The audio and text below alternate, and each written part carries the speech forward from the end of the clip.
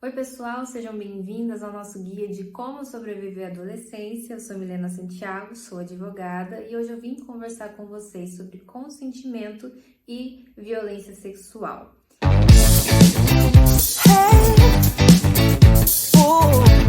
Primeiro que existe um erro gravíssimo de direcionar esses assuntos só para relações casuais ou para situações do cotidiano e se esquece que dentro dos relacionamentos também existem violências. Então, sim, dentro do seu relacionamento você precisa saber impor os seus limites, tá? Vou começar então passando alguns conceitos para vocês, passando alguns exemplos para vocês saberem identificar a ocorrência desses crimes. O nosso Código Penal, o que é o Código Penal? Ele é um conjunto de normas que prevê os crimes e as suas respectivas penalidades. Ele vai prever, no seu artigo 216A, a conduta de assédio sexual. O assédio sexual, ele acontece em um ambiente de trabalho. Existe um superior hierárquico que se aproveita de uma hierarquia inferior para constranger, para amedrontar e assim ele conseguir obter as vantagens que ele quer. Temos também a conduta de importunação sexual no nosso artigo 215A, que descreve da seguinte forma: praticar contra alguém e sem a sua anuência, ato libidinoso com o objetivo de satisfazer a própria lascívia ou de terceiro. Esse crime, infelizmente, ele vem sendo muito comum em ambientes públicos. São aquelas notícias que a gente vê de uma mulher que está dentro do ônibus, fica lá um homem se esfregando nela, ou a mulher que está andando na rua, vê alguém que passa a mão no corpo dela, tá bom? São esses tipos de situação. Já o nosso artigo 213, ele prevê a conduta do estupro, que é descrito da seguinte forma: constranger alguém mediante violência ou grave ameaça, ter conjunção carnal, ou praticar ou permitir que com ele se pratique outro ato libidinoso. O significado de ato libidinoso, gente, é qualquer prática que venha satisfazer o desejo sexual. É passar a mão no corpo, é tirar a roupa, é lamber alguma parte do corpo, enfim. Esse crime ele merece atenção porque é aí que as pessoas acham que dentro de um relacionamento não existe estupro, tá? E não é porque eu estou casada com alguém, que eu estou namorando alguém, que eu sou obrigada, contra a minha vontade, a satisfazer os desejos sexuais dessa pessoa.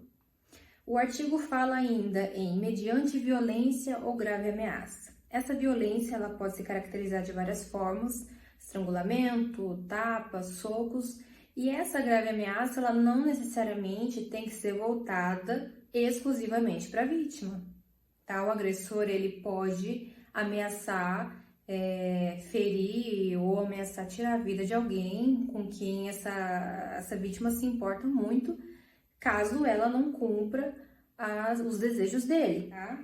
O estupro, pessoal, ele ainda se desdobra para outro crime, que é o estupro de vulnerável. O vulnerável é todo aquele que é menor de 14 anos ou que, por alguma enfermidade ou deficiência mental, não tem a capacidade de consentir o ato. O estupro de vulnerável também acontece contra aquelas pessoas que, por algum motivo, não conseguem oferecer resistência, seja porque está sob efeito de álcool ou de drogas. Sobre o estupro de vulnerável.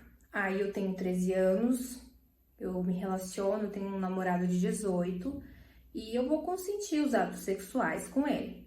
Não deixa de ser crime, tá? E não deixa de ser um crime grave, porque legalmente você é considerada incapaz de consentir o ato. Eu quero destacar para vocês que essas violências elas podem ocorrer em dois tipos de cenários diferentes: dentro de um cenário de violência doméstica ou fora dele. Como assim? A agressão que você sofra de alguém com quem você não possui nenhum tipo de vínculo é diferente da violência, da agressão que você sofre de alguém que você esteja se relacionando ou de algum familiar seu. Então, a violência doméstica, ela pode partir de um irmão, de um pai, um padrasto, um namorado, um tio. E qual que é a consequência disso? É uma pena mais grave, porque se entende que a mulher nesse ambiente, nessa realidade, ela tá mais frágil, ela é mais vulnerável. Então, a lei, vem oferecer maior proteção para ela, proteção que está lá elencada, está lá descrita certinho na Lei Maria da Penha, tá bom? Por fim, eu quero destacar para vocês também os canais de denúncia, tá? Em caso de emergência, nós temos o 190, que é a Polícia Militar, temos a Central de Atendimento à Mulher, que é o número 180, que você pode denunciar qualquer situação de violência doméstica, inclusive de forma anônima.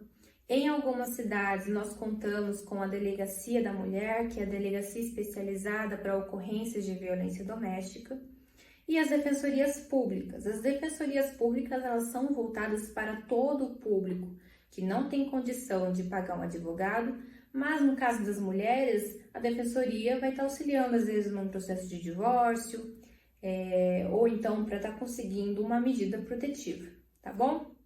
Agora que vocês sabem identificar a ocorrência desses crimes, é muito importante vocês disseminarem essas informações, orientarem suas amigas, suas familiares e passarem a prestar atenção no comportamento dos seus companheiros ou de alguém com quem você pretende ter algum relacionamento, tá? Eu espero que a aula tenha sido esclarecedora e eu aguardo vocês na nossa próxima aula.